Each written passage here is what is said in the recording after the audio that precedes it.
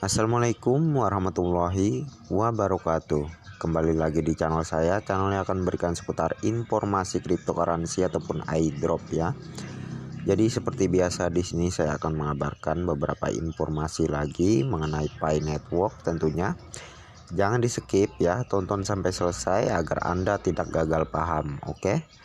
Dan sebelum saya melanjutkan, bagi yang belum like dan subscribe silahkan diklik dulu. Dan jangan lupa juga aktifkan notifikasi loncengnya agar setiap saya mengupload video terbaru tentunya Andalah yang akan lebih awal menerima notifikasi dari setiap video-video saya, oke?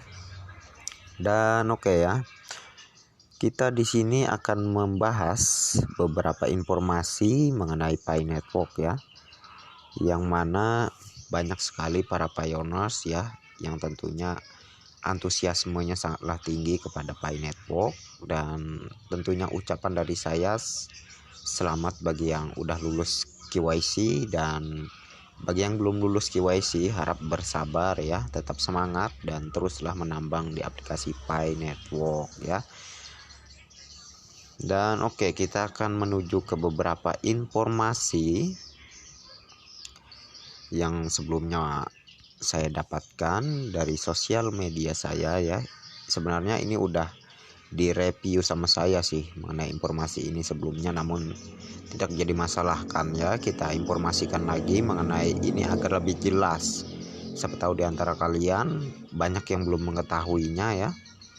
Dan di sini akan saya perjelas lagi, yang mana keterangannya di sini ya terposting dari grup Pichenmal Filipina ya, yang mana keterangannya berita baik perintis guys ya, ada update di aplikasi Pi Network di Play Store ya. Cari pembaruan jaringan Pi lalu ketuk pembaruan untuk memperbarui aplikasi Pi Anda. Kemudian setelah memperbarui tombol star ya KYC pada profil aplikasi Pi Anda akan ditampilkan. Untuk perintis lain ya, tombol star KYC akan muncul dengan cepat. Tetapi untuk yang lain butuh beberapa hari sebelum muncul di daftar menu profil Anda ya. Bagi yang sudah KYC ya, verification identity KYC lah ya, harus ada grand check-nya. Catatan ya, bagi para perintis yang menggunakan perangkat seluler versi tinggi dengan sistem upgrade otomatis ya, tombol KYC verifikasi identitas star di profil aplikasi Pi mereka akan ditampilkan secara otomatis ya. Jadi ini semua walaupun Anda sudah mengupdate ya aplikasi Pi Anda, belum tentu di menu profil Anda akan muncul untuk notifikasi untuk melakukan verifikasi KYC ya, seperti yang kalian lihat di layar ini. Namun ya seperti di layar inilah ya. Namun nanti secara bertahap ya, kalian bisa sambil cek aja ya di profil kalian gitu ya. Kalau misal sudah muncul untuk melakukan verifikasi KYC, segeralah lakukan dan ikuti prosesnya ya. Tata cara KYC-nya gitu ya, ikuti saja persyaratannya lah ya. Jadi kalian update dulu aja aplikasi Pi Network kalian ya, tentunya bagi kalian yang belum mengupdate ya. Oke. Dan di sini dari Pi Market Payment Business ya, dari Dr. Cheng Diovan, pendiri dan pencipta proyek Pi Network ini tentunya ya, yang mana keterangan beliau di sini secara resmi mendirikan jaringan Pi Network di Mainnet adalah bukti dari komunitas luar biasa yang telah kami bangun dalam 3 tahun terakhir ya. Tentunya sekarang masih di masa enclosed mainnet ya, belum ke open mainnet. Oke. Jadi kesimpulannya di sini ya, biasa yang telah kami bangun dalam 3 tahun terakhir. Jadi yang mana perusahaan Pi Network ini sudah dibangun selama 3 tahun ya, sampai dengan sekarang ini yang mana udah semakin jelas ya untuk perkembangan dan pengoperasian Pi Network ini di secara dari Pi Marketplace ya, maksudnya marketplace ya. Di situ kan akan segera dibuka secara bertahap dari tanggal 25 itu ya. Dan tentunya walaupun begitu sebelumnya udah banyak juga Pioneers di berbagai provinsi di Indonesia yang sudah melakukan P2P ya. Jadi Pi Network ini sangat jelas sekali coy ya. Sangat jelas sekali memberi keuntungan untuk masyarakat dunia. Mensejahterakan untuk masyarakat di dunia ya. Dengan menggunakan koin Pi kita bisa memiliki barang yang tentunya kita harapkan, maksudnya yang tentunya kita inginkan lah ya. Mohon maaf ya kalau saya ke putar-putar dalam penjelasannya, namun intinya di sini Pi Network itu sangat bernilai tinggi. Jagalah koin Pi kalian ya.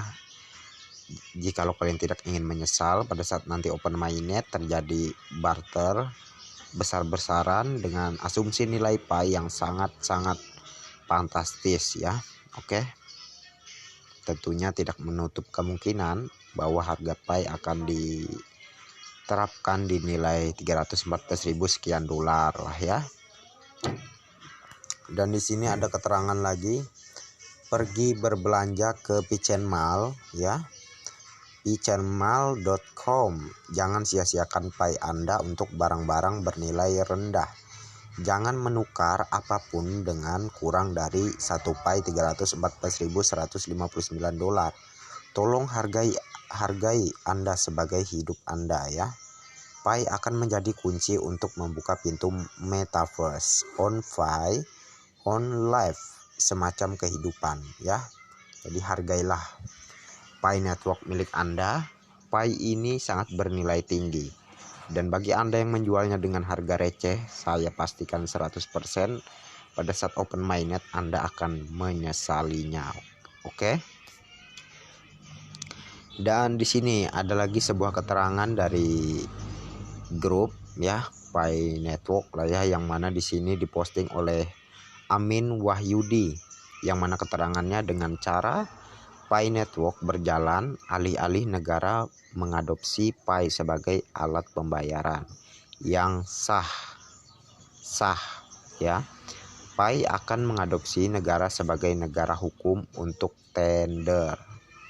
Sahabat Pioneers, kalimat di atas adalah terjemahan dari akun Twitter Pi Revolution yang saya screenshot katanya ya. Mari kita coba pahami sama-sama. Bahwa banyak orang di beberapa negara termasuk di Indonesia menganggap Pi koin adalah alat pembayaran layaknya fiat. Sebenarnya tidaklah demikian, karena Pi koin adalah koin digital ya. Maka secara hakikatnya Pi koin itu adalah sebuah aset yang dapat dijadikan sebagai alat tukar. Istilah gampangnya adalah sebagai media perantara alat bayar uang fiat ya. Jadi jelas ya kalau Pi coin itu adalah sebuah aset yang memiliki nilai. Uang fiat adalah alat bayar, sementara aset adalah alat tukar. Oleh karenanya dalam utility market Pi Network digunakan istilah barter. Oke, dipahami ini ya. Karena Pi coin adalah sebuah aset yang dapat ditukar. Dan yang namanya barter itu sama sekali tidak menyalahi undang-undang. Justru dilindungi oleh undang-undang di tiap negara. Lalu ada pertanyaan, kenapa tidak dianggap sebagai alat bayar layaknya uang fiat? Oke, di sini akan dijawab ya. Itu karena Pi coin nantinya akan dibeli. Jadi jika seorang ingin melakukan transaksi jual beli dengan menggunakan Pi coin, maka dia harus punya dulu Pi coin dengan cara membelinya dari Pioneers ya. Lantas ada pertanyaan lagi, kalau begitu kenapa tidak langsung saja pakai uang fiat untuk transaksinya ya. Jadi kenapa gitu katanya ya, kenapa harus menggunakan Pi coin? Ya jadi kebanyakan orang nih nanya nih semacam ini nih. pas banget nih saya lagi membahas ya. Jadi jawabannya untuk transaksi skala kecil ya, yaitu Rp10.000 sampai dengan 100 juta ya, bisa saja lebih mudah menggunakan uang fiat. Tetapi bagaimana dengan transaksi dengan skala besar, 100 juta sampai dengan triliunan? Tentu akan menghadapi banyak kendala tentunya ya, karena banyak keterbatasan layanan perbankan dan regulasi peraturan pemerintah terhadap sirkulasi uang fiat. Jadi tidak efektif dan efisien ya. Membutuhkan waktu yang lama lebih dari 24 jam. Akan berbeda ceritanya jika uang fiatnya dibelikan dulu ke CoinPay ya, kemudian dibarterkan. Maka hanya membutuhkan waktu tidak lebih dari 5 menit transaksi akan terjadi. Dan Paycoin yang dibarterkan bisa langsung dicairkan dengan uang fiat di negara manapun transaksi itu terjadi. Lebih simpel kan ya, mudah, aman dan nyaman, juga ramah lingkungan, efektif dan efisien ya. Apakah itu legal ya? Jadi oke, jawabannya pasti legal, karena barter itu dilindungi oleh undang-undang di tiap negara. Dan yang menentangnya akan kena sanksi hukum, oke? Karena menolak undang-undang, oke? Contoh, saat zaman Habibie ya, Indonesia pernah melakukan barter antara pesawat dengan beras. Ya. Pernah melakukan barter antara pesawat dengan beras. Transaksinya tidak dengan rupiah. Jadi kesimpulannya ya, yang pertama, Paycoin adalah aset digital yang memiliki nilai yang dapat dijadikan sebagai alat tukar ataupun barter ya, bukan alat bayar. Dan yang kedua, Paycoin adalah pendamping uang fiat, karena Paycoin itu dapat dibeli baik melalui Pioneers langsung atau lewat pasar bursa kripto gitu ya, maksud saya. Sahabat Pioneers, semoga tulisan saya ini kiranya dapat membantu membuka pemahaman teman-teman semua terhadap cara memandang dan mendalami Pi Network. Semoga bermanfaat ya. Salam petir katanya ya. Dan jelas ya, di sini keterangannya sudah dijelaskan dari awal sampai selesai. Ini tentunya saya yakin lah ya, kalian bisa lah memahami dan menyimpulkan apa sih maksudnya di sini ya. Karena tadi udah jelas dan lantang banget saya menjelaskannya, oke, dan saya sangat yakin pasti kalian paham lah ya. Dan untuk nanti setiap marketplace yang akan segera meluncur ataupun dibuka pada tanggal 25 ini, yang mana secara bertahap sampai dengan akhir bulan Agustus ini dan seterusnya ya, itu nanti akan ada berbagai macam persediaan barang-barang mewah lah ya oleh para vendor. Di situ bisa saja mobil, motor, handphone, laptop ataupun lain sebagainya lah ya. Jadi yang lebih baiknya lah ya di sini, misal ingin menaruh sebuah harga di satu barang, itu setidaknya harus mengikuti konsensus global ya. Bukannya saya sok-sok ngajarin, sok-sok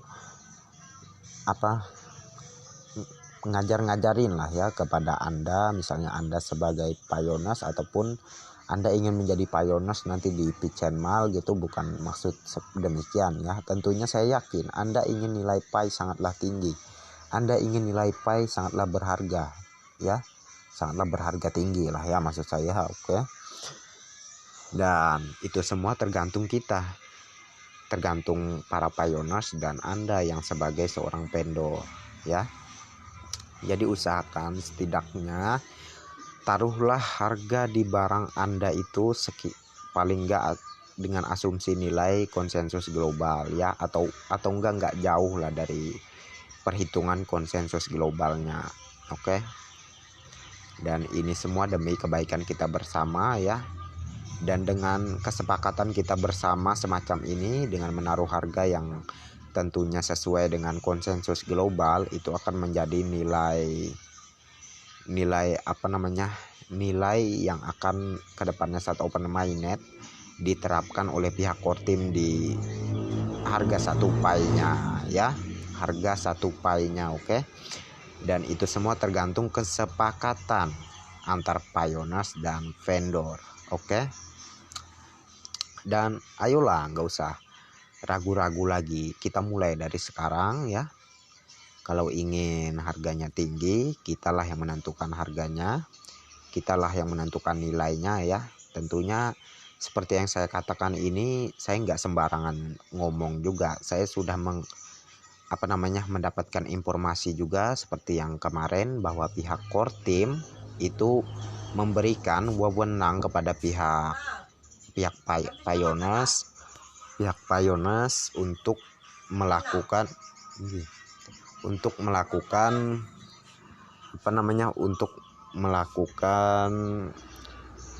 pembentukan harga ya. Jadi maksudnya di sini para Pioneers lah yang menentukan harga Pi Network itu. Jadi bagaimana kesepakatan kita bersama itu akan menjadi suatu pengaruh di nilai Pi pada saat open mainnet nanti. Oke.